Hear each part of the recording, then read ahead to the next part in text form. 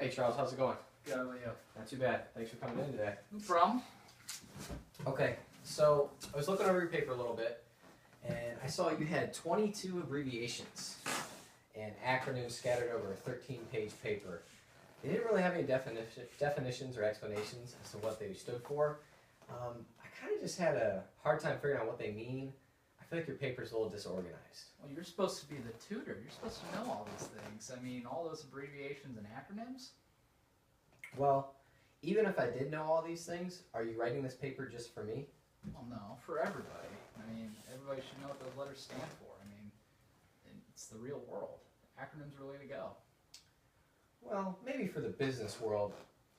You know what? Let's not argue, okay? What is your paper trying to say in these 13 pages?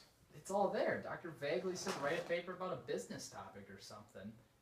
So, businesses are what I went with. Businesses are neat. Okay. Suppose you take some time to speak with Dr. Vaguely and just kind of ask him what he's looking for in this paper, just to kind of clear things up, okay? I know Dr. Vaguely's a very distinguished man. I mean, he has an AA, a BS, an MD, PhD. Hey, now you're talking my language. See, you're using abbreviations. Okay, but 22 acronyms? You know what? Let's try this for now. Come up with a list and explanations of these abbreviations, and make sure you talk with Dr. Vaguely about it to see what he's looking for, okay? What business topics are you interested in now? I guess all of business. I mean, it's a vast field, you know. I mean, it's so wide in the use of abbreviations. Okay. Well, you can't cover everything in a 13-page paper, though. I mean, you're not writing a book here. I mean, so I'll just work on explaining the abbreviations for you and... Well, now for anyone who reads your paper and isn't familiar with all these things like ABS, SOAR, BM, WSJ, and also I was kind of confused, what's the style of your paper? APA, MLA? What? Have you ever heard of ABA? I mean, it's called the American Business Association. I'm not really familiar with... All right. What time is it? It's 12:40 p.m. See, you used one right there. PM. I have to leave in, all right? I got stuff to do. But, really, abbreviations and acronyms, it's the way to the future. People text each other every day. They use abbreviations in medicine, chemistry, all the fields use them. I mean, it's just textbooks are soon going to just have all of them in it. You got to get up with the times. All right, well, I got to go. I'll see you in 2 days. Okay, yeah, I'll see you at 12 p.m. I'm sorry, I mean 12 past midnight on Wednesday.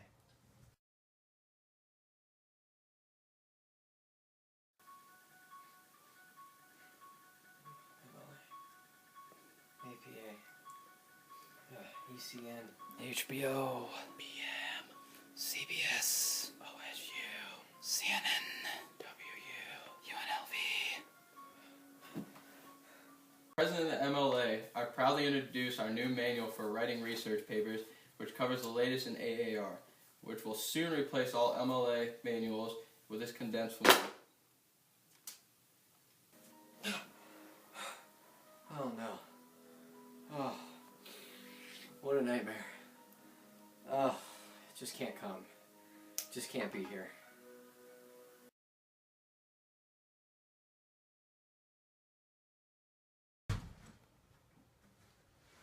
Oh, hey Charles. Hey, how's Go it ahead and going? have a seat. Okay.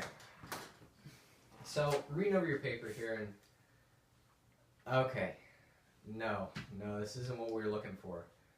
You wrote an introductory paragraph of 4 pages explaining all 22 abbreviations and giving the history of the... That's what you said to do. Okay. I should have first said to eliminate all the abbreviations. Well, all of them are important to me because...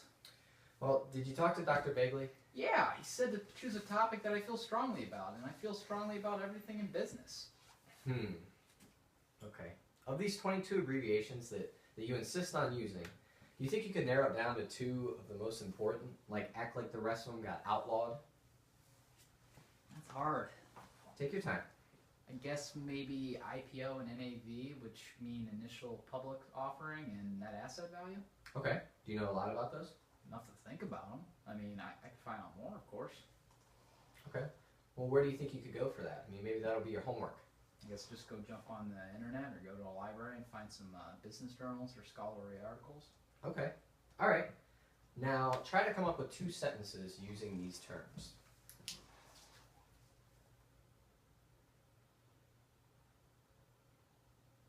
Okay. Initial public offerings are made for drilling company stocks. And Okay. net asset values mean how much it is worth after deductions. That's good. Now, can you combine those ideas, maybe to show some connection? Compound sense? No, just tell me how the IPO and the NAV relate to each other. Well, the net asset value of a company rises when the initial public offerings of a stock makes its good first impression. Okay. So there, are you saying that one causes another? Sure. Okay. Now, see, what you've just done is give your paper a topic and come up with a guiding sentence, okay? That's what's known as a thesis, all right? Your other paragraphs can discuss the cause and effect in more detail, and you can give the descriptions of the NAV and the IPO a little more in detail there, okay? Now, you did use one term in your paper, good first impression. You want to expand on that a little bit more. What about the other 20 abbreviations? Okay. Do not use them at all unless you can clearly connect that to your thesis. All right. I don't want to see you clutter up your paper. So what's your goal here? I guess to be an exceptional businessman. Okay. How about the goal of your paper? I guess it's to show how the net asset value of a company depends greatly on the initial public offerings of a stock. Hey, now I know what I want to do with this paper. Okay. Just remember geese. Talking about birds? No. When you work on this paper, just remember geese. G is for goal. Stay with it throughout the paper. Okay? E is for explain. Explain your terms. And use C, cause, and E, effect. Geese, why not just say use your goal, explain your terms, and show cause and effect? That geese stuff's all for the birds. Now you're talking. Like a writer? Right on.